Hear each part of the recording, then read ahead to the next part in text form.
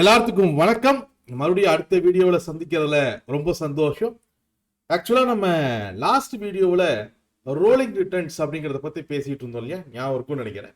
இந்த rolling returns அப்படிங்கிறத நம்ம கால்குலேட் பண்ணிட்டோம்னா எந்த டைம் பீரியடில் எந்த ஃபண்டு நல்ல ரிட்டர்ன் கொடுக்குதுங்கிறத பார்த்துட்டு நான் இன்வெஸ்ட் பண்ணக்கூடிய அந்த டைம் பீரியடுக்கு தேவையான இல்லை சூட்டபிளான ஒரு ஃபண்டை செலக்ட் பண்ணலாம் அப்படிங்கிற மாதிரி நம்ம பேசிகிட்டு இருந்தோம் லாஸ்ட் வீடியோவில் இந்த ரோலிங் ரிட்டர்ன்ஸில். ஸோ ரோலிங் ரிட்டர்ன்ஸ் அப்படிங்கிறது ஒன் ஆஃப் தி மெத்தட். ஒரு நல்ல மியூச்சுவல் ஃபண்டை செலக்ட் பண்ணுறதுக்கு 10 வகையான மெத்தேடுகள் இருக்குன்னா அதில் ஒரு மெத்தட் இந்த ரோலிங் ரிட்டர்ன். நான் ரோலிங் ரிட்டர்ன் கால்குலேட் பண்ணி பார்க்கும்போது ஒரு மாதம் இன்வெஸ்ட் பண்ணுறேன்னா அந்த டைம் இது பெஸ்ட்டாக இல்லையா அப்படிங்கிற மாதிரி நம்ம தெரிஞ்சுக்க முடியும். இந்த மாதிரி ஒரு மியூச்சுவல் ஃபண்டில் எதெல்லாம் அனலைஸ் பண்ணால் நம்ம நல்ல மியூச்சுவல் ஃபண்டை செலக்ட் பண்ணலாம் அப்படிங்கிற ஒரு கேள்வி இருக்கு இல்லையா, அதுக்கு இந்த ரோலிங் ரிட்டர்ன் மட்டும் பத்தாது. நார்மலாக ஒரு மியூச்சுவல் ஃபண்ட் அனலைஸ் பண்ணணும்னா 2 வகையாக நம்ம அனலைஸ் பண்ணுவோம். ஒன்று குவான்டிடேட்டிவ் மெத்தேடு, இன்னொன்று குவாலிட்டேட்டிவ் மெத்தேட். இதை பற்றி நம்ம டீட்டெயிலாக பேசுவோம். குவான்டிடேட்டிவ் மெத்தேட் அப்படின்னு சொன்னால் என்னென்னா நண்பர்களின் அடிப்படையில் ஒரு நல்ல மியூச்சுவல் ஃபண்டை செலக்ட் பண்ணுறது. அதாவது இப்போ நம்ம ரோலிங் ரிட்டர்ன் ஒன்று பார்த்தோம் இல்லையா, அது இந்த வகையை சேர்ந்தது தான். அதாவது நம்பர்களோட அடிப்படையில் அந்த மியூச்சுவல் ஃபண்ட்ஸோடைய டேட்டாக்கள், அந்த மியூச்சுவல் ஃபண்ட்ஸோடைய டேட்டாக்களின் அடிப்படையில், அந்த மியூச்சுவல் ஃபண்ட்ஸோட டேட்டாக்கள் அடிப்படையில் அது எவ்வளோ ரிட்டர்ன் கொடுத்துருக்குது, எந்த சூழ்நிலை எவ்வளோ கொடுக்குது, இந்த மாதிரி அந்த டேட்டாவின் அடிப்படையில் ஒரு மியூச்சுவல் ஃபண்டை செலக்ட் பண்ணக்கூடிய விதத்தை தான் நம்ம குவாலிட்டேட்டிவ் மெத்தேட் அப்படின்னு சொல்கிறோம்.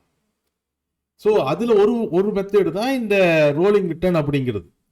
இன்னொரு வகையான அனலைசிஸ் அப்படிங்கிறது குவாலிட்டேட்டிவ் மெத்தேட் அப்படிங்கிறது. இது அந்த குறிப்பிட்ட டேட்டாவெல்லாம் பார்க்காம, அந்த குறிப்பிட்ட டேட்டாக்களை பற்றியெல்லாம் யோசிக்காம அந்த ஃபண்டை யார் மேனேஜ் பண்ணுறா, அந்த ஏஎம்சி கம்பெனி, அந்த ஃபண்டை மேனேஜ் பண்ணக்கூடிய மியூச்சுவல் ஃபண்ட் கம்பெனி மேலே எந்த அளவுக்கு நம்பிக்கை இருக்குது, அந்த மாதிரியான விஷயங்களை. இப்போ நம்ம கடைக்கு போகும்பொழுதும் கூட நம்ம என்ன பண்ணுவோம்னா இந்த 2 வகையான மெத்தடை அனலைஸ் பண்ணுவோம். ஒரு சில நேரங்கள் நம்ம என்ன பண்ணுவோம்னா எந்த கடையில் விலை அதிகம், எந்த கடையில் விலை கம்மி அப்படின்னு உட்காந்து அனலைஸ் பண்ணுவோம். டிமார்ட்டுக்கு போனால் விலை கம்மியாக கிடைக்குமா, இல்லை ரிலையன்ஸ் ஸ்மார்ட்டுக்கு போனால் விலை கம்மியாக கிடைக்குமா அப்படிங்கிறத இங்கிட்டு வாங்கி பார்த்துட்டு நாங்கள் வாங்கிட்டு வந்தவங்ககிட்ட கேட்டுட்டு, ஓகே இங்கே அரிசி இத்தனை கிலோ இத்தனை ரூபாய்க்கு விற்றுருக்கான், அங்கே அரிசி இத்தனை கிலோ எத்தனை ரூபாய்க்கு விற்றுருக்கான், ஸோ இங்கே போகிறது பெஸ்ட்டு, டிமார்ட்டுக்கு போகிறது பெஸ்ட்டு, இல்லை ரிலையன்ஸ் ஸ்மார்ட் போகிறதுக்கு பெஸ்ட்டு, இங்கே 4 கிலோ அரிசி வாங்கினா 1 கிலோ ஃப்ரீயாக தரான், இங்கே 5 கிலோ அரிசி வாங்கினா 10 கிலோ ஃப்ரீயாக தரான். இந்த மாதிரி அந்த வேல்யூக்களின் அடிப்படையில் டிமார்ட் பெஸ்ட்டா இல்லை ரிலையன்ஸ் ஸ்மார்ட் பெஸ்ட்டான்னு டிசிஷன் எடுத்து நம்ம அந்த கடைக்கு போனோம்னா இதுக்கு பேர் குவான்டிடேட்டிவ் அனலைசிஸ் அப்படின்னு பேர். குவாலிட்டேட்டிவ் அனலைசிஸ்னால் இங்கே என்ன விலை, அங்கே என்ன விலை, இங்கே எத்தனை கிலோ ஃப்ரீ, அங்கே எத்தனை கிலோ ஃப்ரீ, இங்கே பை ஒன் பெட் ஒன் ஃப்ரீயா, அங்கே பை ஒன் பெட், அதை பற்றியெல்லாம் கவலைப்படாமல், ஓகே ரிலையன்ஸு அம்பானி இது நம்பிக்கையான பிராண்டு போகலாம். டிமார்ட்டு யாருன்னு நம்மளுக்கு தெரியல, ஓனர் நம்மளுக்கு பரிச்சயம் இல்லாத ஆளாக இருக்காங்க, போக வேண்டாம்.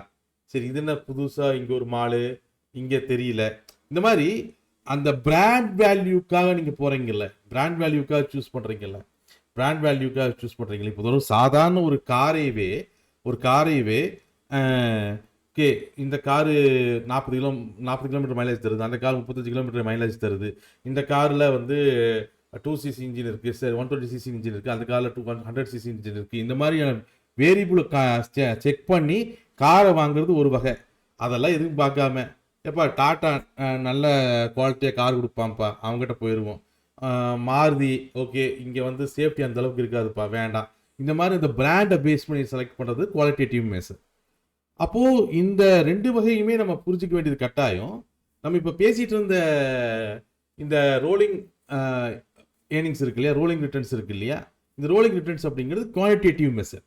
அதாவது அதோடைய வேல்யூ நம்பரின் அடிப்படையில் நம்ம ஃபண்டை செலக்ட் பண்ணுறோம், குவான்டிடேட்டிவ் மெத்தட் இல்லையா.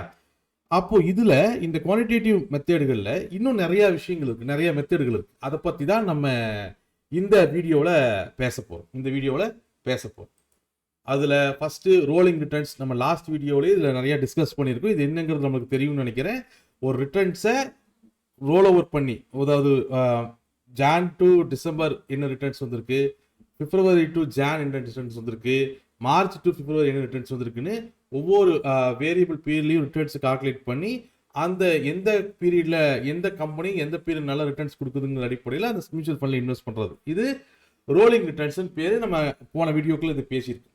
இது போக நம்ம இன்னத்த அனலைசிங் மெத்தட்ல அடுத்து படிக்க வேண்டிய முக்கியமான மெத்தட் வந்து ஸ்டாண்டர்ட் டீவியேஷன் அப்படிங்கிற டேட்டாவை செக் பண்ணி முடிவெடுக்கிறது. ஸ்டாண்டர்ட் டீவியேஷன் குவான்டிட்டிவ் மெத்தேடுகளில் நம்ம பார்க்க வேண்டிய முக்கியமான ஒரு வேரியபிள் இந்த ஸ்டாண்டர்ட் டீவியேஷன். இந்த ஸ்டாண்டர்ட் டீவியேஷன் என்ன சொல்லுது?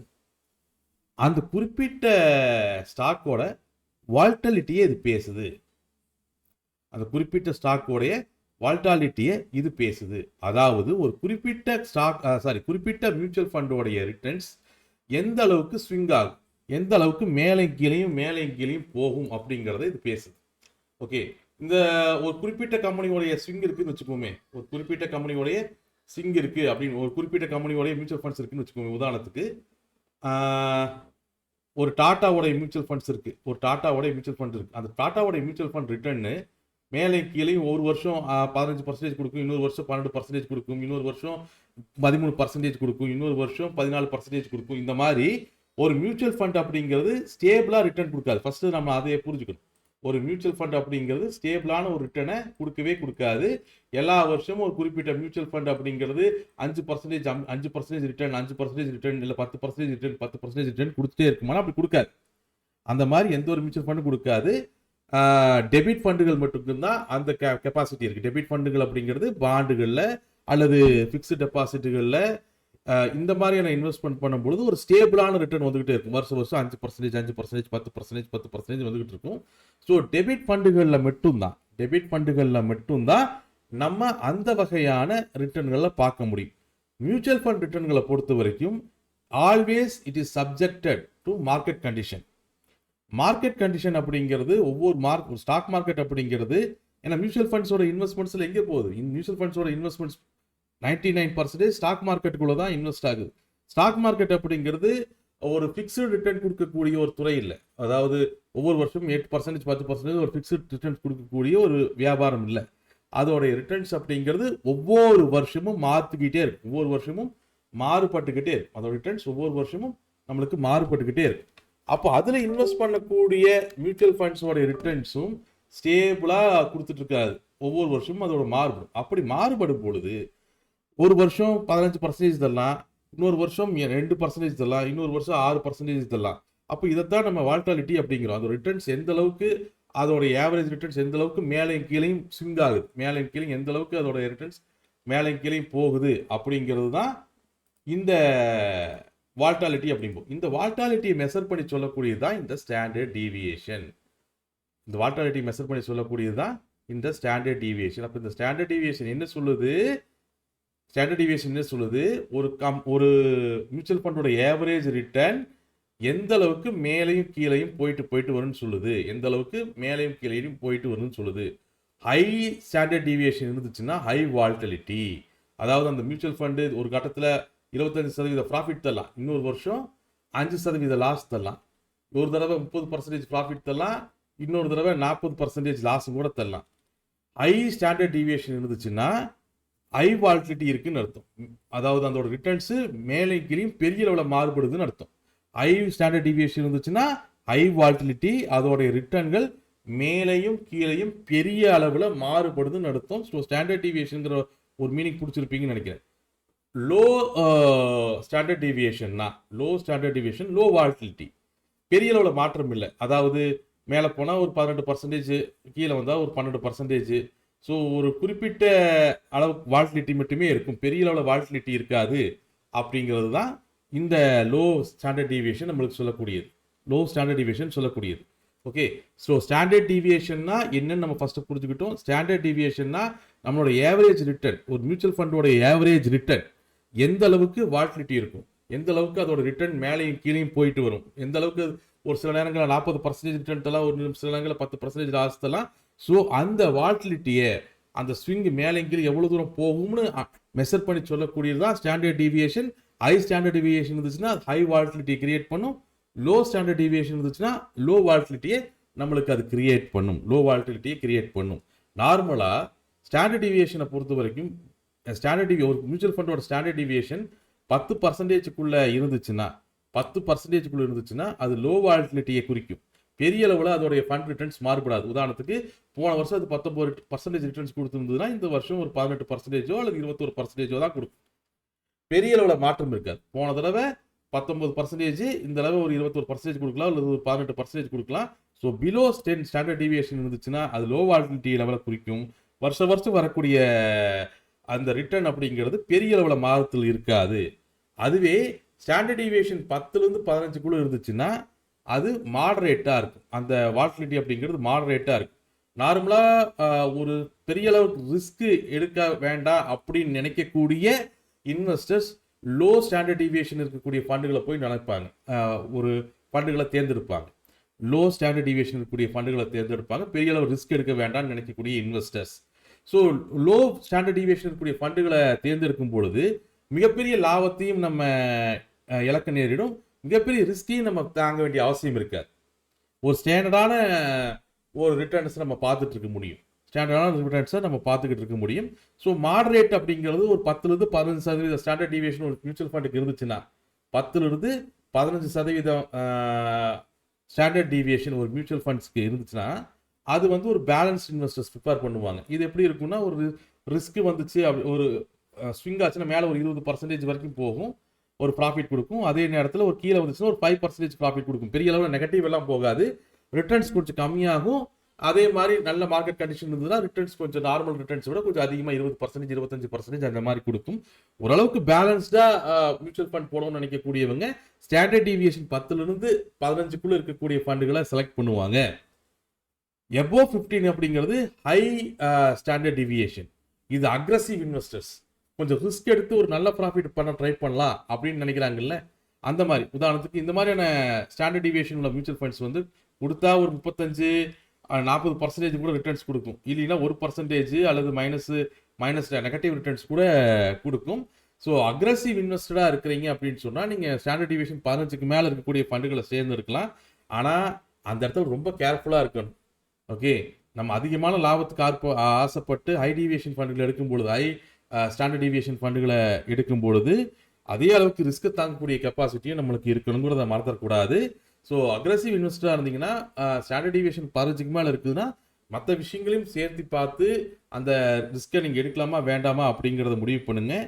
நார்மலாக மியூச்சுவல் ஃபண்ட்ஸு பொறுத்த வரைக்குமே ஸ்டாண்டர்ட் டீவியேஷன் 10க்குள்ள இருந்ததுன்னா அதோட வாலட்டிலிட்டி லோ, ஒரு ஸ்டாண்டர்டான இன்வெஸ்டர்ஸ்க்கு அது பிரயோஜனமாக இருக்கும். ஓரளவுக்கு ரிஸ்க் எடுத்தாலும் பரவாயில்ல, ஒரு 5% ரிட்டர்ன்ஸ் லோவர் டைம் எடுக்கலாம், நல்ல டைமாக இருக்கும்பொழுது 20-30% வரைக்கும் நான் எதிர்பார்க்குறேன். அந்த மாதிரியான ஒரு மாடரேட் இன்வெஸ்டர்ஸ்க்கு, பேலன்ஸ்ட் இன்வெஸ்டர்ஸ்க்கு ஸ்டாண்டர்ட் டீவியேஷன் 10லேருந்து 15க்குள்ள இருக்கக்கூடிய மியூச்சுவல் ஃபண்டுகளை நீங்கள் செலக்ட் பண்ணலாம். ரொம்ப அக்ரெசிவாக கொஞ்சம் ரிஸ்க் எடுத்து அதிக ப்ராஃபிட்டுக்கு நான் ட்ரை பண்ணி பார்க்குறேன் அப்படிங்கிற மாதிரி இருந்தீங்கன்னா நீங்கள் 15க்கு மேலே இருக்கக்கூடிய ஸ்டாண்டர்ட் டீவியேஷன் இருக்கக்கூடிய ஃபண்டுகளை நீங்கள் செலக்ட் பண்ணலாம். ஃபார் எக்ஸாம்பிள், ஓகே, இப்போ நம்ம இங்கே 2 ஃபண்டு பார்க்குறோம். இப்போது இதில் 2ல் எது பெஸ்ட்டு அப்படிங்கிறத நம்ம பேசுவோம். ஒன்று நான் எக்ஸாம்பிளுக்கு எது எடுத்திருக்கேன்னா ஆக்சஸோடைய ப்ளூ சிப் ஃபண்ட் எடுத்திருக்கேன். ஓகே, ஆக்சஸோடைய ப்ளூ சிப் ஃபண்ட் எடுத்திருக்கேன். அதனுடைய ஸ்டாண்டர்ட் டீவியேஷன் 9.6. இதே HDFC ஃப்ளெக்ஸி கேப் ஃபண்ட் எடுத்திருக்கிறேன். அதனுடைய ஸ்டாண்டர்ட் டீவியேஷன் 12. அதனுடைய ஸ்டாண்டர்ட் டீவியேஷன் 12. இப்போ இந்த 2 ஃபண்டுக்கும் பாருங்களேன், அதாவது ப்ளூ சிப் ஃபண்டை பொறுத்த வரைக்கும் லெஸ்ட் வாலட்டிலிட்டி ரொம்ப கம்மி, ஸ்டாண்டர்ட் டீவியேஷன் வெறும் 10க்கு கீழே இருக்குது. பட் ரிட்டர்ன் அப்படிங்கிறது ஒரு 12.5%. இப்போ இந்த ஆக்சஸ் ப்ளூ சிப் ஃபண்டை நீங்கள் செலக்ட் பண்ணுறீங்கன்னா ஸ்டாண்டர்ட் டீவியேஷன் 10க்கு கீழே இருக்கிறதுனால இதோட ரிட்டர்ன்ஸில் பெரிய பாதிப்பு இருக்காது, பெரிய மாற்றம் இருக்காது. ஒன்று 10 வரலாம், சில நேரங்களில் ஒரு 14 வரைக்கும் வரலாம், இப்படியே போய்கிட்டு இருக்கும். ஆனால் அடுத்து HDFC ஃப்ளெக்ஸி ஃபண்ட் பாருங்க, இது ஒரு மாடரேட் இன்வெஸ்டர்ஸ்க்கான ஃபண்ட். இதோட ஸ்டாண்டர்ட் டீவியேஷன் 12.12% இருக்கு. அப்படின்னு என்ன அர்த்தம்? இந்த 14% ஆவரேஜ் ரிட்டர்ன் அப்படிங்கிறது மார்க்கெட் கண்டிஷன் நல்லா இருக்கும் பொழுது 20 தாண்டலாம். அதே மார்க்கெட் கண்டிஷன் மோசமாக இருக்கும் பொழுது சிங்கிள் டிஜிட்ல 7 அல்லது 5 வரைக்கும் கூட வரலாம். 7 and 5 வரைக்கும் கூட வரலாம். இப்போ லோ ஸ்டாண்டர்ட் டீவியேஷன் இருக்கக்கூடியது ஒரு ஸ்டெடி ரிட்டர்னை ப்ரொவைட் பண்ணும். லோ ஸ்டாண்டர்ட் டீவியேஷன் இருக்கக்கூடிய ஃபண்டுகளில் ரிட்டர்னில் பெரிய அளவு பாதிப்பு இருக்காது, பெரிய அளவு டீவியேஷன்ஸ் இருக்காது, ஒரு ஸ்டெடி ரிட்டர்னை ப்ரொவைட் பண்ணும். அதே ஒரு 10லேருந்து 15க்குள்ள இருக்கக்கூடிய ஃபண்டுகளை நீங்கள் செலக்ட் பண்ணிங்கன்னா அது ஒரு பேலன்ஸ்டு ரிஸ்க் ரிவார்டாக இருக்கும். ஹை ஸ்டாண்டர்ட் ஃபண்டை ஹை ஸ்டாண்டர்ட் டீவியேஷன் ஃபண்டை செலக்ட் பண்ணீங்கன்னா க்ரோத்தும் ஹையாக இருக்கும், ரிஸ்க்கும் ஹையாக இருக்கும். ரிஸ்க்கும் ஹையாக இருக்கும். ஓரளவுக்கு ஸ்டாண்டர்ட் டீவியேஷன் என்னன்னு புரிஞ்சிருப்பீங்கன்னு நினைக்கிறேன். ஸோ உங்களுடைய மனநிலையை பொறுத்து, உங்களுடைய ப்ரொஃபைலை பொறுத்து நீங்கள் எந்த அளவுக்கு ரிஸ்க் தாங்கக்கூடிய ஆள், எந்த அளவுக்கு உங்களோட மைண்ட் செட் என்ன. ஏன்னா ஸ்டாண்டர்ட் டீவியேஷன் ஃபண்டை எடுத்துட்டு ஹை க்ரோத்துக்கான வாய்ப்பு இருக்குது அப்படிங்கிறதுக்காக ஹை ஸ்டாண்டர்ட் டீவியேஷன் ஃபண்ட் எடுத்துட்டு அது ஒரு வருஷம் கீழே இறங்கும் பொழுது நம்ம பதட்டப்படக்கூடாது.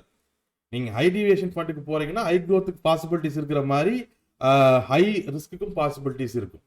உங்களுக்கு அதை தாங்கக்கூடிய இல்லை அதை ஃபேஸ் பண்ணக்கூடிய மனநிலை இல்லை அப்படிங்கிற பட்சத்தில் லோ ஸ்டாண்டர்ட் டீவியேஷன் ஃபண்டுகளை தான் நீங்கள் செலக்ட் பண்ணணும். அது ரொம்ப முக்கியம். இங்கே லோ ஸ்டாண்டர்ட் டீவியேஷன் ஃபண்டுகளை தான் நம்ம செலக்ட் பண்ணணும். ஸோ ரோலிங் ரிட்டர்ன் என்னன்னு புரிஞ்சிருப்பீங்கன்னு நினைக்கிறேன். ஸ்டாண்டர்ட் டீவியேஷனா என்னன்னு புரிஞ்சிருப்பீங்கன்னு நினைக்கிறேன். ஓரளவுக்கு உங்களுக்கு ஐடியா கிடைச்சிருக்குன்னு நினைக்கிறேன். அடுத்தது ஷார்ப் ரேஷியோ அப்படிங்கிறத பற்றி நம்ம பேசலாம். இது அடுத்த மெஷர்மெண்ட் வேல்யூ, அடுத்த மெட்ரிக் இது. ஓகே, ஸோ இதெல்லாம் குவான்டிடேட்டிவ் மெஷர்ஸ். இதெல்லாம் நம்பர்களை வச்சு ஒரு மியூச்சுவல் ஃபண்டை நம்ம புரிஞ்சுக்கிறதுக்கான மெத்தடுகள், குவான்டிடேட்டிவ் மெஷர்ஸ் அப்படிங்கிறது. இப்போ நம்ம பார்க்க போகிறது ஷார்ப் ரேஷியோ அப்படிங்கிறது இது கிட்டத்தட்ட ஸ்டாண்டர்ட் டீவியேஷன்லேருந்து டிரைவ் ஆகக்கூடிய ஒரு வேல்யூ தான். ஆனால் ரொம்ப சுவாரஸ்யமான ஒரு வேல்யூ. அதாவது நீங்கள் எடுக்கக்கூடிய ரிஸ்க்குக்கு எவ்வளோ ரிட்டர்ன்ஸ் கிடைக்கும்னு இது சொல்லும். இப்போ ஸ்டாண்டர்ட் டீவியேஷனில் நம்ம என்ன பேசுகிறோம், ஹை ஸ்டாண்டர்ட் டீவியேஷன் வந்து ஹை ரிஸ்க் எடுக்கிற ஹை க்ரோத் கிடைக்கிறதுக்கான பாசிபிலிட்டிஸ் இருக்குன்னு நம்ம பேசுகிறோம் இல்லையா. அப்போ நான் என்ன ரிஸ்க் எடுக்கிறேன், எந்த வேல்யூக்கு என்ன ரிஸ்க் எடுக்கிறேன், இவ்வளோ ரிஸ்க்குக்கு இவ்வளோ ரிவார்டுக்கு நான் எவ்வளோ ரிஸ்க் எடுக்கிறேன். உதாரணத்துக்கு இது எப்படி சொல்லலாம் அப்படின்னு சொன்னால், 1000 ரூபா பரிசு தர்றேன் தீ மேல நட அப்படின்னு ஒருத்தர் சொல்றான்னு வச்சுக்கோங்களேன். இன்னொருத்தர் 500 ரூபா பரிசு தரேன் நீ வந்து வெயில்ல நட அப்படின்னு சொல்றாரு. இன்னொருத்தர் நான் 10 ரூபா தான் பரிசு தர்றேன், ஆனா நீ வந்து வீட்டுக்குள்ள எனக்கு ஒரு 5 அடி நடந்து காமிச்சினா போதும் அப்படின்னு சொல்றாரு. ஸோ இந்த சினாரியை புரிஞ்சுக்குங்க. 1000 ரூபா பரிசு தர்றேன், ஆனால் தீமையில் நடக்கணும். 500 ரூபா பரிசு தர்றேன், வெறுங்காலில் வெயிலில் நடக்கணும். ஒரு 10 ரூபா தான் தர்றேன், நீ வீட்டுக்குள்ளேயே நடந்து காமிச்சினா எனக்கு போதும் அப்படிங்கிறது. அப்போ இந்த ரிஸ்க்கு அண்ட் ரிவார்ட் இது ரெண்டும் எப்படி செயல்படுது அப்படிங்கிறது. இப்போ நான் ரிஸ்க் எடுத்து நான் தீயில நடந்தேன் அப்படின்னு சொன்னால் 1000 ரூபாய் எனக்கு பரிசு கிடைக்கும். ஆனால் தீயெல்லாம் இல்லை, வெறும் வெயிலில் வெறுங்காலில் ஒரு 10 நிமிஷம் நடந்தாலே இன்னொருத்தர் எனக்கு 500 ரூபா பரிசு தராரு அப்படின்னு சொன்னால் அது ரிஸ்க்கும் கொஞ்சம் கம்மி, ரிவார்டும் கொஞ்சம் கம்மி. அந்த மாதிரி நான் எத்தனை சதவீத ரிஸ்க்குக்கு, இப்போ நான் தீயில் நடக்கும் பொழுது எனக்கு கால் சுடுறதுக்கு கொப்பளம் வர்றதுக்கு இதுக்கெல்லாம் வாய்ப்பு இருக்கு. அப்படி வந்துச்சுன்னா ஹாஸ்பிட்டலுக்கு போகணும், அதுக்கு 500 ரூபா செலவாகி போச்சுன்னா வாங்குற பரிசுல 500 ரூபா அதுக்கே போயிடும். இதுக்கு நான் கம்முன்னு வெயில் நடந்து 500 ரூபா பரிசு வாங்கிட்டு போயிருக்கலாம், பெரிய பிரச்சனையெல்லாம் ஒன்றும் கிடையாது. அப்போ நான் எடுக்கக்கூடிய ரிஸ்க்கு என்னோட ரிவார்டுக்கு சூட்டப்படலாம். உண்மையாலுமே நான் எடுக்கக்கூடிய இந்த ரிஸ்க்கு நான் வாங்குற ரிவார்டுக்கு பொருத்தமானதா அப்படின்னு நம்மளுக்கு தெரியணும் இல்லையா. அதை கண்டுபிடிக்கிறது தான், அதை கண்டுபிடிச்சு சொல்றது தான் இந்த ஷார்ப் ரேஷியோ.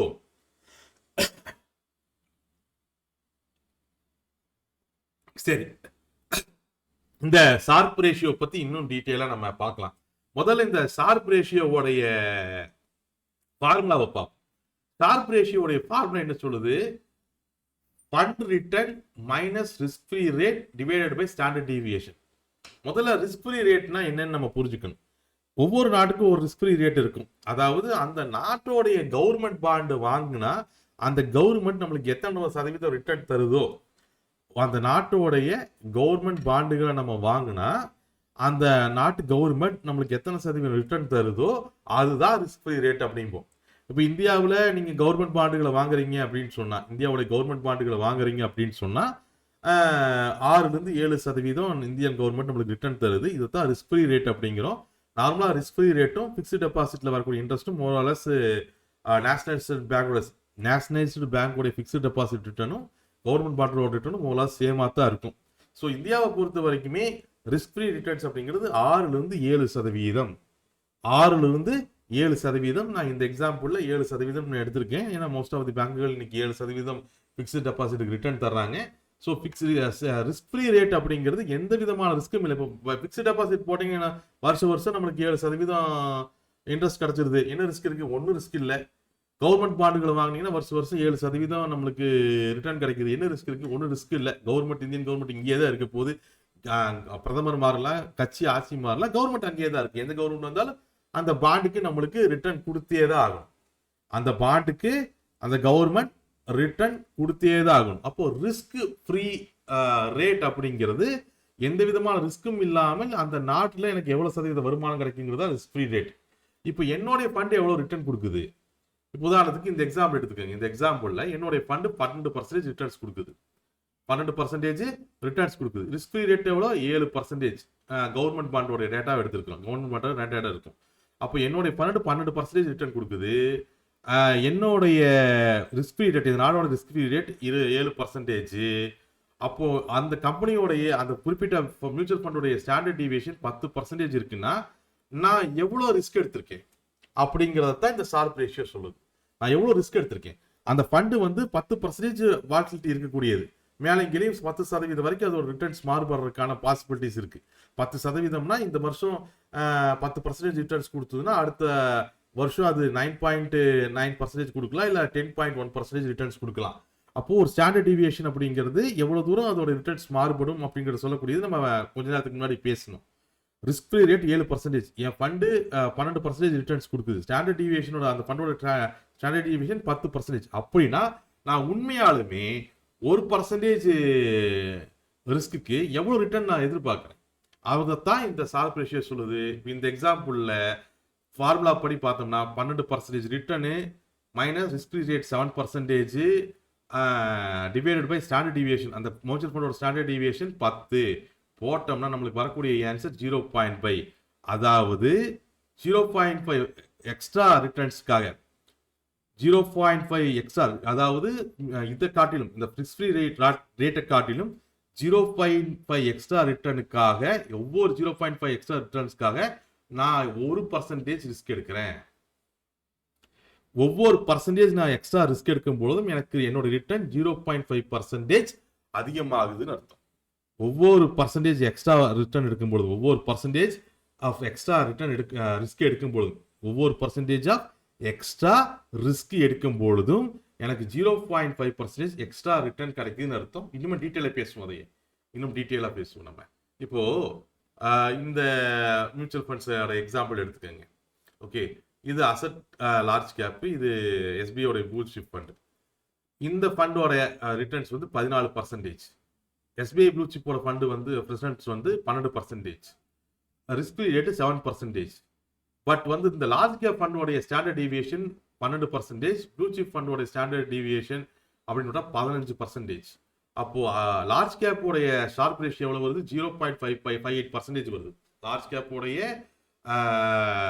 ஷார்ப் ரேஷியோ எவ்வளவு வருது? 0.58% வருது. அதுவே ப்ளூ சிப் ஃபண்டோடைய ஷார்ப் ரேஷியோ எவ்வளவு வருது? 0.33% வருது. இப்போ இது ரெண்டுல எது பெஸ்ட் அது அப்படிங்கிறதா இங்க கேள்வி. இது ரெண்டுல எது பெஸ்ட் அப்படிங்கிறதா கேள்வி. அதாவது லார்ஜ் கேப் ஃபண்ட்ல நான் எடுக்கிற ஒவ்வொரு பர்சன்டேஜ் ரிஸ்க்குக்கும் 0.58% ஆஃப் ரிட்டர்ன் எனக்கு கிடைக்குது. அந்த லார்ஜ் கேப் ஃபண்ட்ல நான் எடுக்கக்கூடிய ஒவ்வொரு பர்சன்டேஜ் ஆஃப் ரிஸ்க்குக்கும் எனக்கு எவ்வளவு ரிட்டர்ன் கிடைக்குது? 0.58% ஆஃப் ரிட்டர்ன் கிடைக்குது ஷார்ப் ரேஷியோல. அதே ப்ளூ சிப் ஃபண்ட்ல நான் எடுக்கக்கூடிய ஒவ்வொரு பர்சன்டேஜ் ஆஃப் ரிஸ்க்குக்கும் எனக்கு எவ்வளவு ரிட்டர்ன் கிடைக்குது? 0.33% தான் ரிட்டர்ன் கிடைக்குது. 0.33% தான் எனக்கு ரிட்டர்ன் கிடைக்குது. 0.33% தான் எனக்கு ரிட்டர்ன் கிடைக்குது. நான் சொல்றது உங்களுக்கு புரியுதா? ஸோ ஷார்ப் ரேஷியோ எவ்வளோ அதிகமாக இருக்கோ அந்த அளவுக்கு ஒவ்வொரு பர்சன்டேஜ் ஆஃப் ரிஸ்க்கு நான் ரிட்டர்ன் வாங்குறேன்னு அர்த்தம். ஸோ லார்ஜ் கேப்போட ஃபண்டை பொறுத்த வரைக்கும் ஒவ்வொரு பர்சன்டேஜ் ஆஃப் ரிஸ்க்குக்கும் எனக்கு 0.58% ஆஃப் ரிட்டர்ன் கிடைக்குது. ஏன்னா அதோட ஷார்ப் ரேஷியோ 0.58. அதே எஸ்பிஐ ப்ளூ சிப் ஃபண்டை பொறுத்த வரைக்கும் ஒவ்வொரு பர்சன்டேஜ் ஆஃப் ரிட்டர்னை பொறுத்த வரைக்கும் எனக்கு 0.33% ரிட்டர்ன் கிடைக்குது. ஸோ இது ரெண்டையும் கம்பேர் பண்ணும் பொழுது எனக்கு லார்ஜ் கேப் ஃபண்ட் பெஸ்ட்டாக இருக்கிற மாதிரி தோணுது இல்லை? லார்ஜ் கேப் ஃபண்ட் பெஸ்ட்டாக இருக்கிற மாதிரி தோணுது இல்லை? ஆக்சுவலாக வெறுமனே ஷார்ப் ரேஷியோ மட்டும் நீங்கள் கன்சிடர் பண்ணீங்கன்னா, அப்படின்னு சொன்னால் அந்த ஃபண்டு தான் பெஸ்ட்டு. ஏன்னா இதோட ஸ்டாண்டர்ட் டீவியேஷனில் பெரிய அளவில் மாற்றம் இல்லை. இதோட ஸ்டாண்டர்ட் டீவியேஷனில் பெரிய அளவுக்கான மாற்றம் இல்லை. 12, 15 அப்படிங்கிறதுக்கு பெரிய அளவுக்கான மாற்றம் கிடையாது ஸ்டாண்டர்ட் டிவியேஷன். ஆனா செகண்ட் எக்ஸாம்பிள்ல பாருங்களேன். நிப்பான் ஸ்மால் கேப்போடைய ஷார்ப் ரேஷியோ 0.44. HDFC பேலன்ஸ் அட்வான்டேஜோட ஃபண்டு உடைய ஷார்ப் ரேஷியோ 0.38. ஆல்மோஸ்ட் ரெண்டு ஒரே அளவு தான். ஆல்மோஸ்ட் ரெண்டுமே க்ளோஸ் டு 0.4% ரிட்டர்ன். ஸோ ஒவ்வொரு பர்சன்டேஜ் ஆஃப் ரிட்டர்னுக்கு, ஒவ்வொரு பர்சன்டேஜ் ஆஃப் ரிஸ்க்குக்கும் இந்த ரெண்டு ஃபண்டுமே கிட்டத்தட்ட ஆல்மோஸ்ட் ஒரே அளவுக்கான ரிட்டர்ன் தான் கொடுக்குது. ஆல்மோஸ்ட் ஒரே அளவுக்கான ரிட்டர்ன் தான் கொடுக்குது. அது எந்த விதமான குழப்பமும் இல்லை. ஆனா நீங்க முக்கியமா நோட் பண்ண வேண்டிய இன்னொரு விஷயத்த பாருங்க. இப்போ நம்ம ஸ்டாண்டர்ட் டிவியேஷன் படிச்சிட்டோம்ல, இந்த ஸ்மால் கேப் நிப்பான் ஸ்மால் கேப்போட ஸ்டாண்டர்ட் டிவியேஷன் 25%. அதே HDFC உடைய ஸ்டாண்டர்ட் டிவியேஷன் வெறும் 8%. வெறுமனே 8%. அப்படின்னு என்ன அர்த்தம்? HDFC வந்து லோ ரிஸ்கா இருக்குன்னு அர்த்தம். அதோடைய அந்த ரிட்டர்ன் இருக்குல்ல, அதோடைய 10% ரிட்டர்ன்ஸ் இருக்குல்ல, அது ஸ்டாண்டர்டா வந்துட்டு இருக்குன்னு அர்த்தம். பெரிய அளவு ரிஸ்க் இல்லாம ஸ்டாண்டர்டா வந்துட்டு இருக்குன்னு அர்த்தம். இப்போ இந்த ரெண்டு ஃபண்ட்ல எப்படி பெஸ்ட் ஃபண்ட் சூஸ் பண்ணுவீங்க? இப்போ நம்ம ரெண்டு மெஷர்ஸை படிச்சிருக்கோம், ரெண்டு மெரிட்ஸை படிச்சிருக்கோம். அதாவது ஸ்டாண்டர்ட் டீவியேஷன் ஒன்று படித்தோம், ஷார்ப் ரேஷியோன்னு ஒன்று படித்தோம். ஸ்டாண்டர்ட் டீவியேஷன் அதிகமாக இருந்ததுன்னா அது ஹைலி வாலடைல் ஃபண்டுன்னு அர்த்தம். ஹைலி வாலடைல் ஃபண்டு இருக்குன்னு அர்த்தம். ஹை ரிட்டர்ன்ஸும் கொடுத்துடலாம், ஹை ரிஸ்க்கும் கொடுத்துடலாம். ஹை ரிட்டர்ன்ஸும் கொடுக்கலாம், ஹை ரிஸ்க்கும் கொடுக்கலாம். இது ஸ்டாண்டர்ட் டீவியேஷன். ஷார்ப் ரேஷியோவில் என்ன படித்தோம்? ஷார்ப் ரேஷியோ நம்மளுக்கு என்ன சொல்லுது? நான் எடுக்கக்கூடிய ஒவ்வொரு பர்சன்டேஜ் ஆஃப் ரிட்டர்னுக்கும், ஒவ்வொரு பர்சன்டேஜ் ஆஃப் ரிஸ்க்குக்கும், நான் எடுக்கக்கூடிய ஒவ்வொரு பர்சன்டேஜ் ஆஃப் ரிஸ்க்குக்கும் எவ்வளோ அது அதிகமாக ரிட்டர்ன் கொடுக்குதோ அதுதான் ஷார்ப் ரேஷியோ. நான் எடுக்கக்கூடிய ஒவ்வொரு பர்சன்டேஜ் ஆஃப் ரிஸ்க்குக்கும் எவ்வளோ ரிட்டர்ன் கொடுக்குதோ அதுதான் ஷார்ப் ரேஷியோ. நான் திரும்ப சொல்றேங்கிற கடுப்பாகாதீங்க. ஆக்சுவலா 1-2 தடவை சொல்லும்போது நம்ம புரிஞ்சுக்க முடியும். இல்லைன்னா நம்ம வீடியோ தான் பார்த்துட்டு இருப்பீங்கன்னு நினைக்கிறேன். ஸோ திரும்ப நம்ம ரீவைண்ட் பண்ணி போய் பார்த்துட்டு இருக்கணும். ஸோ அதுக்கு தான் ஒவ்வொரு தடவை எக்ஸ்ட்ராவாக நான் சேர்த்து சொல்கிறேன். ஸோ இது ரெண்டையும் சேர்த்து ஒரு ஃபண்டை நம்ம சூஸ் பண்ணணும். மேலே இருக்கக்கூடிய எக்ஸாம்பிளில் பார்த்தீங்கன்னா லார்ஜ் கேப் ஃபண்டை பொறுத்த வரைக்கும் 1% ரிஸ்க்கு 0.58% ரிட்டர்ன் தருது அப்படிங்கிறது ஷார்ப் ரேஷியோ சொல்லுது. ப்ளூ சிப் ஃபண்டை பொறுத்த வரைக்கும் 1% ரிட்டர்னுக்கு 0.33% ரிட்டர்ன்ஸ் தருது அப்படின்னு ஷார்ப் ரேஷியோ சொல்லுது. சார் அது ரெண்டையும் கம்பேர் பண்ணும்பொழுது லார்ஜ் கேப் ஃபண்டு தான் பெஸ்ட்டாக தெரியுது. ஏன்னா ஸ்டாண்டர்ட் டிவியேஷன் ஆல்மோஸ்ட் சேம். ஆனால் ரெண்டாவது எக்ஸாம்பிளில் ரிஸ்க் அண்ட் ரிட்டர்ன் அப்படிங்கிறது ஆல்மோஸ்ட் சேமாக தான் இருக்குது. ஸ்மால் கேப் ஃபண்டோடைய ரிட்டர்ன் பொறுத்த வரைக்கும் 1% ஆஃப் ரிஸ்க்கு 0.44% ரிட்டர்ன் தருது. HDFC பேலன்ஸ் அட்வான்டேஜ் ஃபண்ட் அப்படிங்கிறது 1% ஆஃப் ரிஸ்க்கு 0.38% ஆஃப் ரிட்டர்ன் தருது. அப்போ ஷார்ப் ரேஷியோ அப்படிங்கிறது ஆல்மோஸ்ட் சேம் தான். இது ஆல்மோஸ்ட் சேம் தான். அப்போ இது ரெண்டில் எது பெஸ்ட்டாக செலக்ட் பண்ணலாம் அப்படின்னு நம்ம போகும்பொழுது ஸ்டாண்டர்ட் டிவியேஷன் இங்கே முக்கியமான ரோல் வருது. இங்கே 10% ரிட்டர்ன்ஸ்னாலுமே அது ஸ்டேபிளாக கிடைக்குது. ஏன்னா ஸ்டாண்டர்ட் டிவியேஷன் ரொம்பவுமே கம்மியாக இருக்குது. ஸோ ரிஸ்க் கம்மியாக எடுக்கலாம் அப்படின்னு ஃபீல் பண்ணக்கூடிய நபர்களுக்கு, இது பெஸ்ட்டாக இருக்கும். ஹை ரிஸ்க் எடுக்கலாம். ஏன்னா ஸ்மால் கேப்போடைய ரிட்டர்ன்ஸ் வந்து 18%. அப்போது ஸ்டாண்டர்ட் டிவியேஷன் 25% இருக்குது. ஸோ கொஞ்சம் ஹை ரிஸ்க் எடுத்து பார்க்கலாம் அப்படின்னு நினைக்கக்கூடியவங்களுக்கு ஸ்மால் கேப் ஃபண்டு பெஸ்ட்டாக இருக்கும். ஸோ இது இந்த ரெண்டு மெரிட்டிக்ஸுமே நம்ம பார்க்கணும். இது ரெண்டு மட்டும் பார்த்தா பத்தாது, இன்னும் நிறைய விஷயங்களை பார்க்கணும்.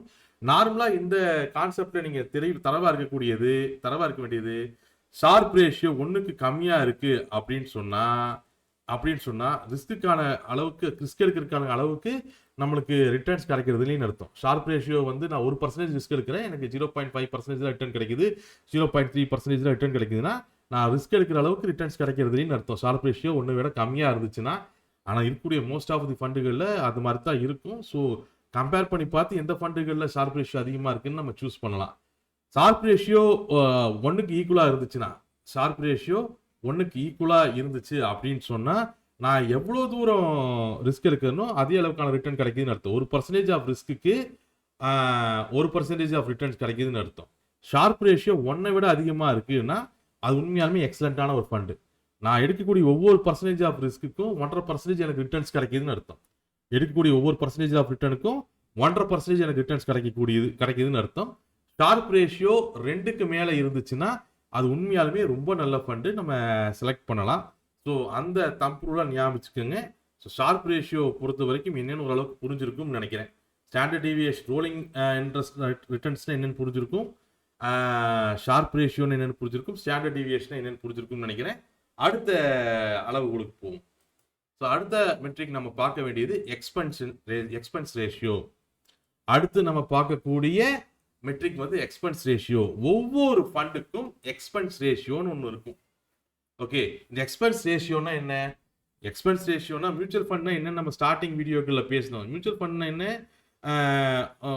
நம்மளுடைய பணங்கள் எல்லாம் அந்த ட்ரஸ்ட், அதாவது ஏஎம்சி கம்பெனிகள், நம்மளோட மாதிரி இன்வெஸ்டர்ஸ் எல்லாம் பணத்தை கலெக்ட் பண்ணி அவங்க ஸ்டாக் மார்க்கெட்டில் இன்வெஸ்ட் பண்ணி அதில் ஒரு ரிட்டர்ன் எடுத்துட்டு அவங்களுக்கு ஒரு சதவீதமும் நம்மளுக்கு ஒரு சதவீதமும் தர்றாங்க அப்படின்னு நம்ம பேசிட்டு இருக்கோம் இல்லையா? அப்போது அவங்க வேலை செய்கிறாங்கல்ல, அந்த ஃபண்ட் மேனேஜருக்கு அந்த மியூச்சுவல் ஃபண்ட் கம்பெனி சம்பளம் கொடுக்கணும். அப்புறம் அந்த மியூச்சுவல் ஃபண்ட் கம்பெனியில் வேலை செய்கிறவங்களுக்கு சேரு, டேபிள், கம்ப்யூட்டர், ஃபேனு, கரண்ட்டு, வேலைக்கு காஃபி, தண்ணி, லஞ்சு, கேபிட்டேரியாவில் ஏரியா, லீவு, இத்தனை விஷயங்கள் இருக்குது. அப்புறம் உங்களுக்கு அங்கங்கே ஆட் போடணும். நாங்கள் புதுசாக எங்கள் மியூச்சுவல் ஃபண்டில் இன்வெஸ்ட் பண்ணுங்கள், எங்கள் மியூச்சுவல் ஃபண்ட் நம்ம நல்லா பர்ஃபார்ம் பண்ணுது, அப்படி மீட்டிங் போடணும். இதுக்கெல்லாம் அட்வர்டைஸ்மெண்ட், மார்க்கெட்டிங் காஸ்ட், இதுக்கெல்லாம் செலவாகும் இல்லையா? இதைத்தான் எக்ஸ்பென்ஸ் அப்படிங்கிறோம். இந்த எக்ஸ்பென்ஸை யார் கொடுப்பா? நம்ம தான் கொடுப்போம். ஒவ்வொரு ஃபண்டுக்கும் எவ்வளோ எக்ஸ்பென்ஸ் ஆகுது அப்படிங்கிறது தான், எவ்வளோ எக்ஸ்பென்ஸ் ஆகுது அப்படிங்கிறத அடிப்படையாக வச்சு இந்த எக்ஸ்பென்ஸ் ரேஷியோ கால்குலேட் பண்ணப்படுது. உதாரணத்துக்கு ஒரு மியூச்சுவல் ஃபண்ட் இருக்குன்னு வச்சுக்கோங்க. ஒரு எஸ்பிஐ லார்ஜ் கேப் ஃபண்ட் இருக்குது, ஒரு எஸ்பிஐ லார்ஜ் கேப் ஃபண்டு இருக்குது, ஒரு எஸ்பிஐ லார்ஜ் கேப் ஃபண்டு இருக்குன்னு வச்சுக்குவோம்.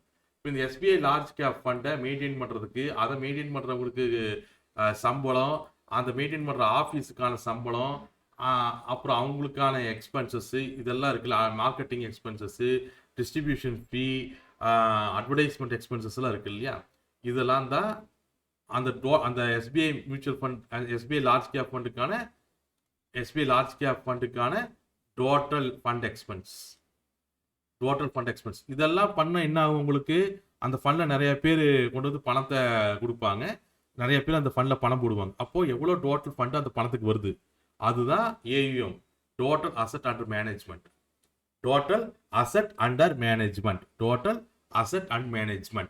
Okay, total fund expense. SBI mutual ஃபண்டில் நான் எஸ்பிஐ லார்ஜ் கேப் ஃபண்டு ஒன்று லான்ச் பண்ணுறேன். அதுக்கு நான் ஃபண்ட் மேனேஜர் வைக்கிறேன், அதுக்கு நான் அட்வர்டைஸ்மெண்ட் பண்ணுறேன், அதுக்கு செலவு பண்ணுறேன், எல்லாம் பண்ணுறேன். அப்படி செலவு பண்ணி அட்வர்டைஸ்மெண்ட் பண்ணி நல்லா ஃபண்ட் மேனேஜர் போடும்பொழுது மக்கள் அந்த ஃபண்டில் கொண்டு வந்து பணத்தை போடுவாங்க. இப்போது அந்த எஸ்பிஐ லார்ஜ் கேப் ஃபண்டில் மொத்தமாக எவ்வளோ பணம் இருக்கோ, எவ்வளோ பணம் கலெக்ட் ஆகிருக்கோ, அதான் total asset under management, AUM. இப்போ அந்த ஃபண்டை கலெக்ட் பண்ணுறதுக்கு நான் செலவு பண்ணியிருப்பேன்ல, ஒரு எக்ஸ்பென்ஸ் எனக்கு ஆகிருக்கும்ல, அதுதான் டோட்டல் ஃபண்ட் எக்ஸ்பென்ஸ். இந்த total fund expense divided by total asset under management divide பண்ணி இன்டூ 100ஆல் பண்ணால் நம்மளுக்கு வரக்கூடியதான் எக்ஸ்பென்ஸ் ரேஷியோ. அப்போ எக்ஸ்பென்ஸ் ரேஷியோவோடைய ஃபார்முலா என்ன? Total fund expense divided by total assets under management into 100. இப்போ ஓரளவுக்கு எக்ஸ்பென்ஸ் ரேஷியோனா என்னென்னு புரிஞ்சிருப்பீங்கன்னு நினைக்கிறேன். எக்ஸ்பென்ஸ் ரேஷியோனா என்னென்னு உங்களுக்கு ஒரு ஐடியா கிடைச்சிருக்குன்னு நினைக்கிறேன். இந்த மாதிரி ஒவ்வொரு ஃபண்டுக்குமே எக்ஸ்பென்ஸ் ரேஷியோ இருக்கும். ஆப்வியஸ்லி நீங்கள் எதிர்பார்த்து நினைக்கிற மாதிரி ஒரு ஃபண்டுக்கு எக்ஸ்பென்ஸ் ரேஷியோ அதிகமாக இருந்துச்சுன்னா அந்த ஃபண்ட்லேருந்து வரக்கூடிய வருமானம் நம்மளுக்கு கம்மியாகும். அது எந்த விதமான குழப்பமும் இல்லை. ஃபார் எக்ஸாம்பிள், இங்கே இருக்கக்கூடிய ஒரு எக்ஸாம்பிள் பாருங்களேன். ஓகே, ஒரு ஃபண்டு, ஓகே, அந்த ஃபண்டில் மாதம் 10,000 ரூபாய் இன்வெஸ்ட் பண்ணுறீங்க 30 வருஷத்துக்கு. அந்த ஃபண்டு மாதம் 12% ரிட்டர்ன்ஸ் தருது. மாதம் 10,000 ரூபாய் எஸ்ஐபி போடுற ஒரு ஃபண்டில் 30 வருஷத்துக்கு நான் போடுறேன், 12% அது எனக்கு ரிட்டர்ன்ஸ் தருது. ஓகே, இதை ரெண்டாக பிரிச்சுக்குவோம். உதாரணத்துக்கு நான் இதெல்லாம் எக்ஸாம்பிளுக்கு சொல்கிறேன், எக்ஸாக்டாக அந்த ஃபண்டு இல்லது, எக்ஸாம்பிளுக்கு சொல்கிறேன். எஸ்பிஐயோடைய ஒரு ஃபண்டு, ஓகே, ஒரு செக்டோரியல் ஃபண்டு, எஸ்பிஐயோடைய ஒரு செக்டோரியல் ஃபண்டு. அடுத்து ஹெச்டிஎஃப்சியோடைய ஒரு செக்டோரியல் ஃபண்டு. ஓகே, ஹெச்டிஎஃப்சியோடைய ஒரு செக்டோரியல் ஃபண்டு. இப்போது எஸ்பிஐயோடைய செக்டோரியல் ஃபண்டில் நீங்கள் 10,000 ரூபாய் போடுறீங்க, மாதம் 30 வருஷத்துக்கு போடுறீங்க, ஆவரேஜாக அது 12% ரிட்டர்ன்ஸ் தருது வருஷத்துக்கு. அதே ஹெச்டிஎஃப்சி செக்டோரியல் ஃபண்ட்லேயும் மாதம் 10,000 ரூபாய் போடுறீங்க 30 வருஷத்துக்கு, அதுவும் அதே ஆனுவலாக 12% ரிட்டர்ன்ஸ் தருது. ஆனால் இந்த எஸ்பிஐயோடைய எக்ஸ்பென்ஸ் ரேஷியோ 0.5. எஸ்பிஐ உடைய எக்ஸ்பென்ஸ் ரேஷியோ எவ்வளோ 0.5 அப்படின்னு என்ன ஆயிருக்குன்னா உங்களோட ஃபைனல் வேல்யூ 30 வருஷம் கழிச்சு வருஷத்துக்கு 12% ரிட்டர்ன்ஸ் காம்பவுண்ட் ரிட்டர்ன்ஸ் நம்ம ஆனுவலைஸ் ரிட்டர்ன்ஸ் எப்படி கால்குலேட் பண்ணுறதுன்னு போன வீடியோவில் படித்தோம். அந்த மாதிரி 30 வருஷத்துக்கு நீங்கள் மாதம் 10,000 போட்டு 30 வருஷத்துக்கு 12% ரிட்டர்ன்ஸ் கால்குலேட் பண்ணீங்கன்னா எஸ்பிஐ ஃபண்டில் உங்களுக்கு ஃபைனல் வேல்யூ 3 கோடியே 48 லட்சம் கிடைக்குது. அதோட எக்ஸ்பென்ஸ் ரேஷியோ 0.5%. அப்போ என்ன ஆகுது, உங்களுக்கு கடைசி கைக்கு எவ்வளோ அமௌண்ட் வந்து சேரும், இந்த 24 லட்ச ரூபா அந்த எக்ஸ்பென்ஸ் ரேஷியோ போக மிச்சம் இருக்கக்கூடிய 3,24 லட்சம் 3 கோடியே 24 லட்சம் 3 கோடியே 24 லட்சம் நம்மளுக்கு ரிட்டர்னாக கிடைக்கும். ஓகே, முதல்ல இந்த சினாரியை அண்டர்ஸ்டாண்ட் பண்ணிக்கோங்க. நான் மறுபடியும் ஒரு தடவை சொல்கிறேன். 2 ஃபண்டு நம்ம எடுத்துருக்கிறோம். ஒன்று வந்து எஸ்பிஐயோடைய செக்டோரியல் ஃபண்ட், இன்னொன்று ஹெச்டிஎஃப்சியோடைய செக்டோரியல் ஃபண்ட். ரெண்டுமே நம்மளுக்கு ஒரே ரிட்டர்ன் தான் தருது. ரெண்டுலேயுமே நீங்கள் 10 வருஷத்துக்கு 30 வருஷத்துக்கு மாதம் 10,000ன்னு இன்வெஸ்ட் பண்ணுறீங்க. வருஷத்துக்கு 12% ரிட்டர்ன்ஸ் தான் தருது. ரெண்டுமே ஒரே மாதிரி தான் இன்வெஸ்ட் பண்ணுறீங்க, ஒரே வருஷத்துக்கு தான் இன்வெஸ்ட் பண்ணுறீங்க, ஒரே ரிட்டர்ன் தான் தருது. ஆனால் எஸ்பிஐக்கு எக்ஸ்பென்ஸ் ரேஷியோ 0.15% இருக்குது அப்படின்னு சொன்னால் 0.5% இருக்குன்னு சொன்னால் உங்களோட ஃபைனல் வேல்யூ அப்படிங்கிறது 3.48 crores இருக்கும். ஆனால் ஹெச்டிஎஃப்சியில் எக்ஸ்பென்ஸ் ரேஷியோ 1.5% இருக்குது. அப்போது உங்களோட ஃபைனல் வேல்யூ எவ்வளோ கிடைக்கும், 2.78 crore தான் கிடைக்கும். 2.78 crore தான் கிடைக்கும். கிட்டத்தட்ட மிகப்பெரிய அளவு அமௌண்ட் வந்து இந்த எக்ஸ்பென்ஸ் ரேஷியோவில் உங்களுக்கு ஹெச்டிஎஃப்சி பேங்க்ல காணாமல் போயிடுச்சு. ஈவன் தோ அந்த ஹெச்டிஎஃப்சியோட ரிட்டர்ன்ஸும் அதே 12% தான். ஹெச்டிஎஃப்சியோட ரிட்டர்ன்ஸும் அதே 12% தான். அதே 12% தான். அப்போ எக்ஸ்பென்ஸ் ரேஷியோ அதிகமாக இருந்ததுன்னா உங்களோட ரிட்டர்ன் பெரிய அளவில் பாதிக்கப்படும். எக்ஸ்பென்ஸ் ரேஷியோ அதிகமாக இருந்துச்சுன்னா உங்களோட ரிட்டர்ன் பெரிய அளவில் நம்மளுக்கு பாதிக்கப்படும். அதில் எந்த விதமான குழப்பமும் கிடையாது. ஸோ ஒரு ஃபண்டை செலக்ட் பண்ணும்பொழுது கம்மியான எக்ஸ்பென்ஸ் ரேஷியோ இருக்கக்கூடிய ஃபண்டாக நம்ம செலக்ட் பண்ணணும். கம்மியாக இருக்கக்கூடிய எக்ஸ்பென்ஸ் ரேஷியோ ஃபண்டாக செலக்ட் பண்ணணும். ஒரு 30 வருஷம் இன்வெஸ்ட்மெண்ட்டில் 70 லட்சம் ரூபா வெறுமனே 1% ஆஃப் எக்ஸ்பென்ஸ் ரேஷியோ அதிகமாக இருந்ததுனால உங்களுக்கு காணாமல் போயிருக்கு. 30 வருஷத்தில் 70 லட்ச ரூபா காணாமல் போயிருக்கு. ஓகே, அதுதான் அந்த எக்ஸாம்பிள் சொல்கிறாங்க.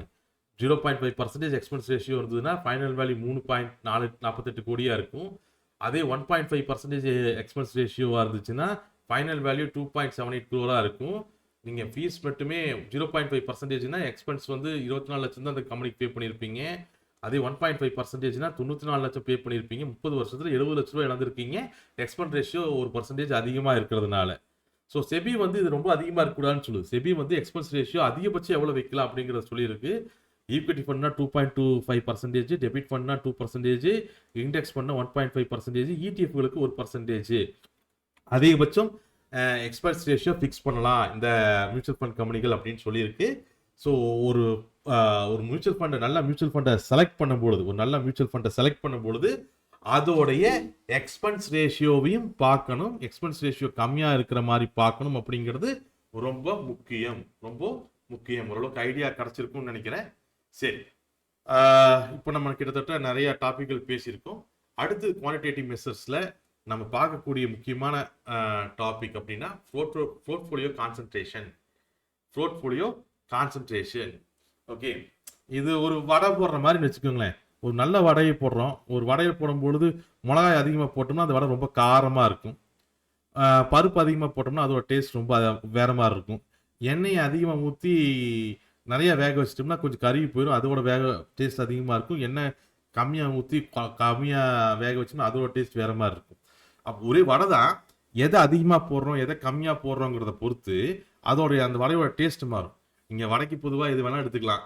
ஓகே, எந்த ஒரு பொருளையுமே ஒரு ரசம் வைக்கிறதுலையும் கூட புளி அதிகமாக போட்டால் டேஸ்ட் மாறும், வெங்காயம் அதிகமாக போட்டால் டேஸ்ட் மாறும், மிளகா அதிகமாக போட்டால் டேஸ்ட் மாறும். ஸோ கான்சன்ட்ரேஷன், ஒரு பொருளை செய்கிறோம்னா அது எந்த அளவு இருக்குது அப்படிங்கிறது தான் நம்மளுக்கு ரொம்ப முக்கியம். அது பர்ஃபெக்டான அளவாக இருந்துச்சுன்னா அந்த பொருள் ரொம்ப சுவையானதாக இருக்கும். ஏதோ ஒன்று அதிகமாகும் பொழுது அதோடைய தூக்கல் அதிகமாக இருக்கும்.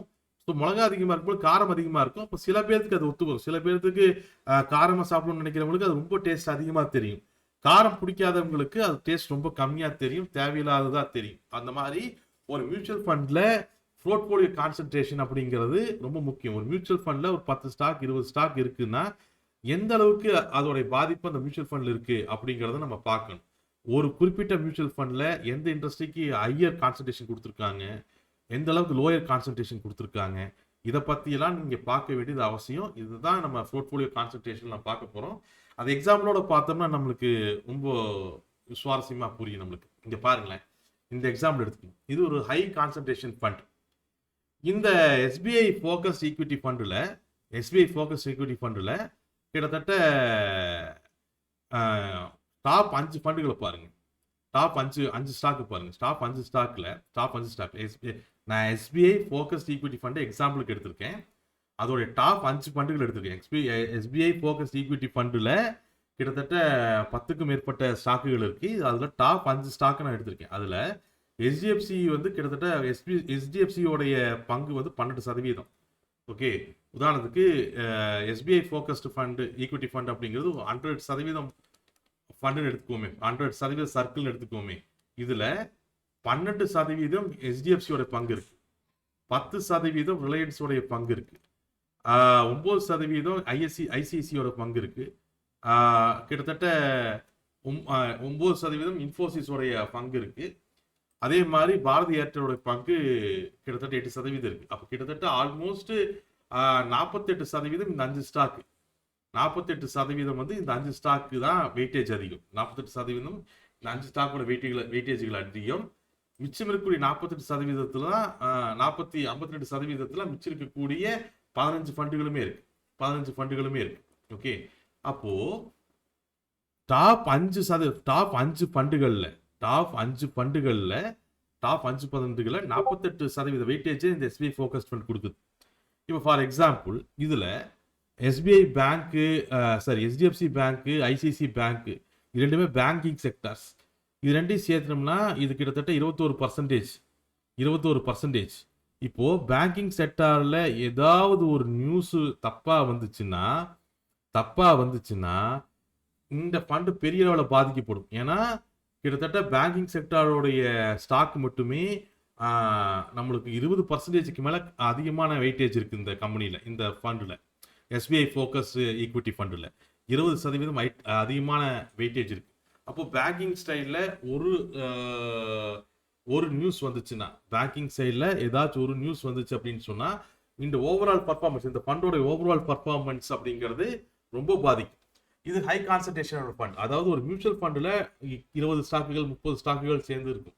ஒரு மியூச்சுவல் ஃபண்ட்லேயும் 40-30 ஸ்டாக்குகள், அந்த மாதிரி 40 ஸ்டாக்குகள், சில மியூச்சுவல் ஃபண்டுகள் 50 ஸ்டாக்குகள் வரைக்கும் கூட இருக்கும். ஸோ ஒரு மியூச்சுவல் ஃபண்டில் நிறையா ஸ்டாக் இருக்குது. அப்படி இருக்கும் பொழுது ஒரு குறிப்பிட்ட ஸ்டாக்கை மட்டும் அதிக அளவில் நான் அகாமடேட் பண்ணி வைக்கிறேன், ஒரு குறிப்பிட்ட ஸ்டாக்கை மட்டும் அதிக அளவில் நான் சேர்த்து வைக்கிறேன்னா அந்த குறிப்பிட்ட ஸ்டாக்கில் வரக்கூடிய பேட் நியூஸோ அல்லது குட் நியூஸோ அந்த ஸ்டாக்கோட பர்ஃபார்மன்ஸை மிகப்பெரிய அளவில் பாதிப்புக்குள்ளாகும். அந்த ஸ்டாக்கோடைய பர்ஃபார்மன்ஸில் மிகப்பெரிய அளவில் பாதிப்பை உருவாக்கும்.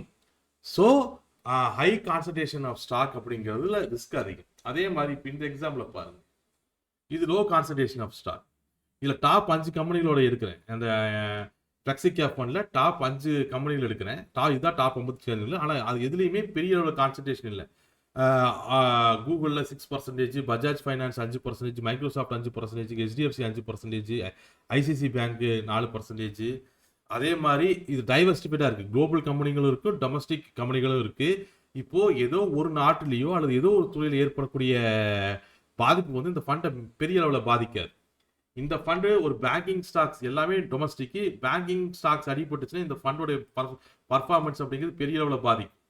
ஃபண்டோட பர்ஃபார்மன்ஸ் அப்படிங்கிறது பெரிய அளவில் பாதிக்கும். ஆனால் இந்த ஸ்டாக்கில் இருக்கக்கூடிய ப்ரொஃபைல் கான்சன்ட்ரேஷனை பாருங்கள், ரொம்ப லோவான கான்சன்ட்ரேஷன்.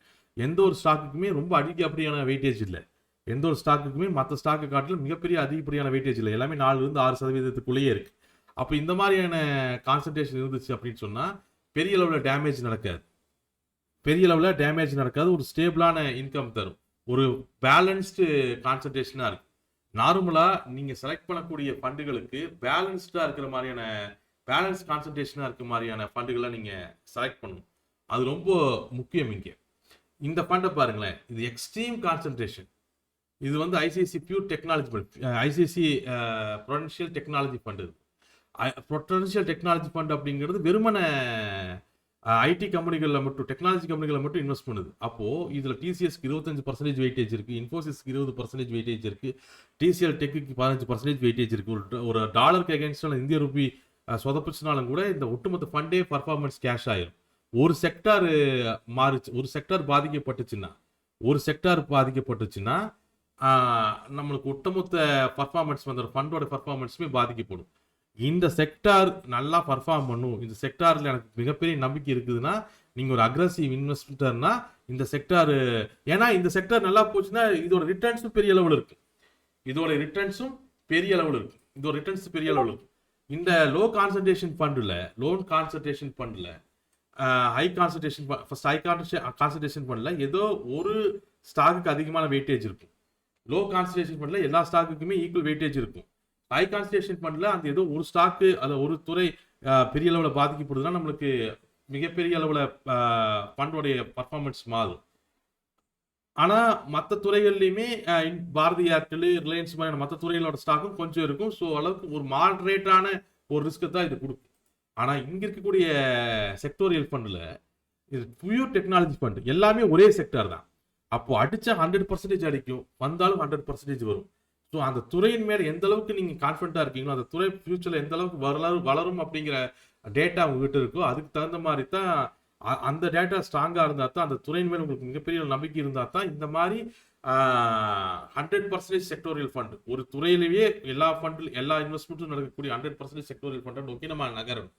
ஸோ ஒரு கம்பெனியில் ஒரு மியூச்சுவல் ஃபண்டில் நீங்கள் இன்வெஸ்ட் பண்ணுறீங்கன்னா அந்த மியூச்சுவல் ஃபண்டில் என்னென்ன ஸ்டாக் இருக்குது, அதுக்கு எது வெயிட்டேஜ் அதிகமாக இருக்குது, அதோட வெயிட்டேஜ் வந்து லோ கான்சன்ட்ரேஷன் இருக்கா, ஹை கான்சன்ட்ரேஷன் இருக்கா, இல்லை அது செக்டோரியல் கான்சன்ட்ரேஷன் இருக்கா. செக்டோரியல் கான்சன்ட்ரேஷன் அப்படின்னு சொன்னால், செக்டோரியல் ஃபண்ட் அப்படின்னு சொன்னால் அதில் இருக்கக்கூடிய எல்லா ஸ்டாக்குகளுமே ஒரே துறையை சேர்ந்ததாக இருக்கும். அது extremely high risk high reward game. அந்த துறையின் மேல் நம்பிக்கை இருந்தால் நீங்கள் அதை பண்ணலாம். அந்த துறை மேல் ரொம்ப நம்பிக்கை இல்லைங்கிற பட்சத்தில் அதை அவாய்ட் பண்ணிடுங்க. அந்த துறை ஸ்ட்ராங்காக இருக்கும்னு நினச்சிங்கன்னா அதை பண்ணுங்க. ஏன்னா எல்லாமே ஒரே துறையான ஸ்டாக் அப்படிங்கிறதுனால ஏறுச்சுன்னா அது மிகப்பெரிய ரிட்டர்ன்ஸ் தரும், இறங்குச்சுனாலும் மிகப்பெரிய லாஸ் தரும். அந்த துறையின் மேலே எந்த அளவுக்கு நீங்கள் நம்பிக்கை வச்சிருக்கிறீங்களோ அதை பொறுத்து தான் நீங்கள் இந்த மாதிரியான எக்ஸ்ட்ரீம் கான்சன்ட்ரேஷன் ஃபண்ட், அதாவது செக்டோரியல் ஃபண்ட்ஸ்க்குள்ளே நீங்கள் நுழையணும். இல்லை நான் பெருசாக ரிஸ்க் எடுக்க விரும்பலை அப்படின்னு சொன்னால் லோ கான்சன்ட்ரேஷன் ஃபண்ட் நோக்கி போகணும். இதில் எல்லா ஸ்டாக்குகளுக்குமே எல்லா வகையான துறைகளும் இருக்கும், எல்லா ஸ்டாக்குகளுக்குமே ஈக்குவல் இம்பார்ட்டன்ஸ், ஈக்குவல் பர்சன்டேஜ் இருக்கும். ஸோ இது ஒரு செக்டார் ஆயிடுச்சுன்னா ஒரு செக்டார் இறங்கும், ஒரு கான்ஸ்டன்டான பர்ஃபார்மன்ஸை பண்ணும் இந்த low concentration fund. High concentration fund அப்படிங்கிறது இது மல்டிபிள் செக்டார் தான், ஆனால் குறிப்பிட்ட ஒரு துறைக்கு மட்டும் கொஞ்சம் வெயிட்டேஜ் அதிகமாக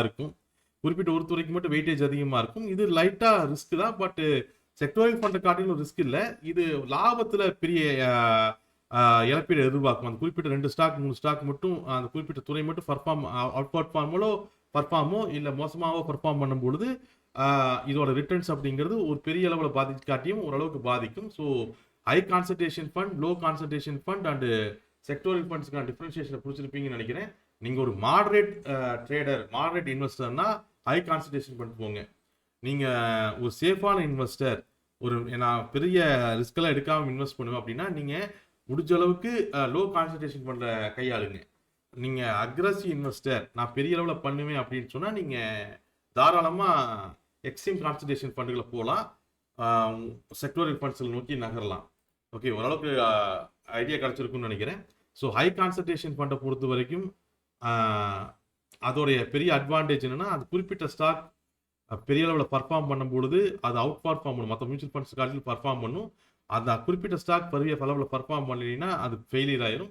லோ கான்சன்ட்ரேஷனை பொறுத்த வரைக்கும் ரிஸ்க் கம்மி, அதை ஞாபகம் வச்சுக்கோங்க. நீங்கள் அக்ரஸிவ் இன்வெஸ்டர் ஒரு நல்ல ரிட்டர்னை நோக்கி நகர்றீங்கன்னா நீங்கள் செக்டோரியல் ஃபண்ட்ஸ் நோக்கி நகரலாம்.